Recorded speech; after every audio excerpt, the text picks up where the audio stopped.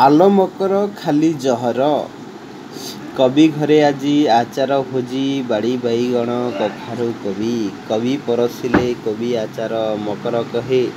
मकर को तार आलो मकर खाली जहर।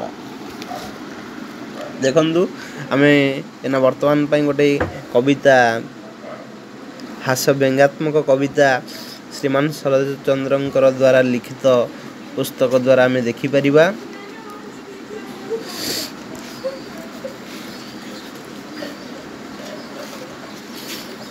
आंबुल खट्टा जेमिति चाटिब सेमिति मिठा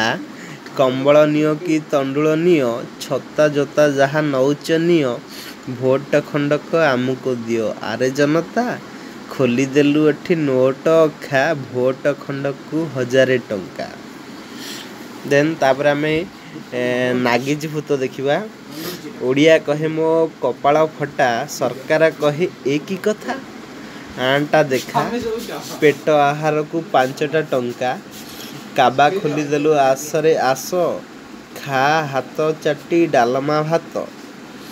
सेवा धर्मटा आमठू शिख ओडिया पुओटा सतरे पाली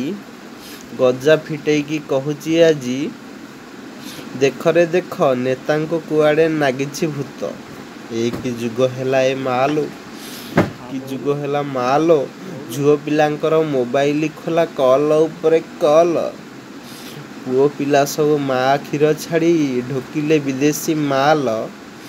एई तो दुनिया हाल प्रेमिक कहे प्रेमिका को आ पलाइबा आलो फुटबनी आउ ढोललो।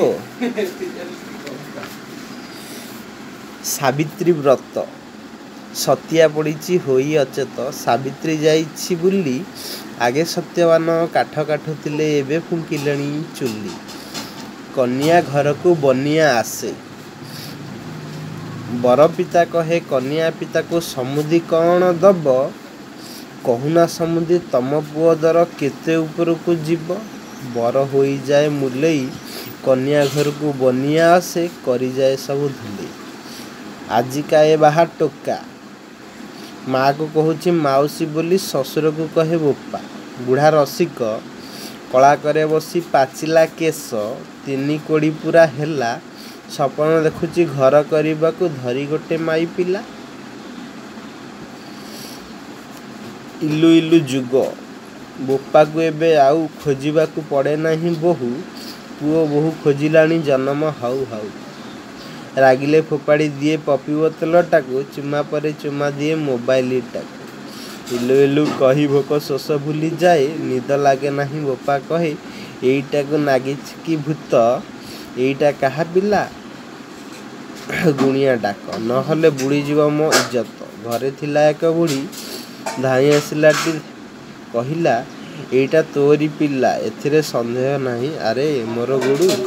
एबे काहींकी रडू उपरा इलु इलु गाउ कहूलु तले पड़ुथिलु इलु इलु बोपा माँ पछ छड़ी माइल।